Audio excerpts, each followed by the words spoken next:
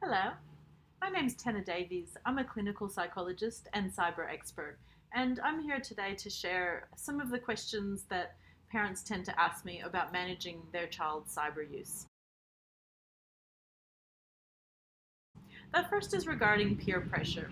So, this is where you don't want your child to have an app, but all their friends seem to have it and they really, really want it. What do you do in that situation?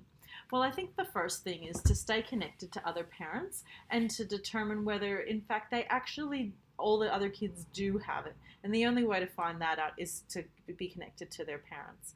Then I think it's about thinking through with your parenting partner what all the possible issues could be regarding having the app, and then downloading it yourself, having a play with it, and seeing if the predicted issues are going to play out within the app, if there's sort of evidence that they might be an issue for it.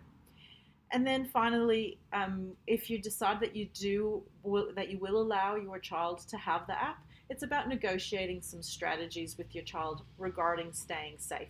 For younger kids, this could include co-use, which just means that you go on it when they use it, and probably having the app only on your phone. And then I think for older kids, it's probably more about giving them some strategies to self-regulate, thinking through what behavior you expect on the app, and also talking through some consequences with them if those expectations are not met. The second question that I get asked frequently is, at what stage should I go from regulating my child's cyber use to allowing them to self-regulate? And I think there's a few questions here. I mean, one of them is obviously chronological age. You're not going to let a 5-year-old just do whatever they want. But it's also developmental stage, because some children are more mature than others and display sort of more conscientious behavior. So that's something to kind of take into account. The other thing that I'd also be looking at in terms of that sort of self-regulation and when they're ready is when they're sort of maturing and they show that ability to self-regulate, not just online, but just broadly. And if you see evidence of that, that's perhaps when I would be giving them a little bit more rein. The way that I like to think about self-regulation and cyber use with young people is using the metaphor of the graduated licensing system. So you start with younger kids, you start on their L plates. That's when the parental supervision is very high, and the expectation for self-regulation is low because the parent is doing the lion's share of the regulation.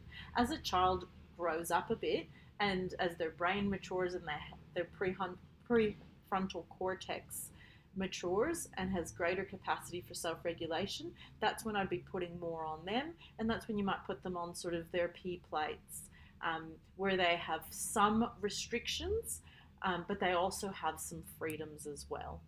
And then finally, sort of in that upper high school kind of VCE, that's when I'd be giving them their full license. But even then, just like it's, when they're driving your car, it's still your car and there's still some rules. I'd still do that as long as they're under your roof. There still need to be at least some rules, even if they are in late adolescence or early adulthood. And I think we also really need to be thinking about that as parents. We do have the responsibility and the right to regulate our children, particularly online. It's not about not allowing them on or allowing them on. It's just about making sure that they're safe, and ensuring that they can manage the content that they view. And the thing is, developmentally, children are not capable of self-regulation completely. So they have some capacity, but this matures as they grow older. And so what Mother Nature has done is given children parents so that we can provide that regulatory function for them. So, for example, often sometimes parents will say, oh, but I should just trust my child. The thing is, you wouldn't just trust your child to not drink alcohol and then set up a bar in their room. So equally, I would think that it would be important to have some regulation and some expectations regarding cyber use, given the potential for them to go into a whole range of different things. One of the questions I get asked frequently is the best way to negotiate with your child.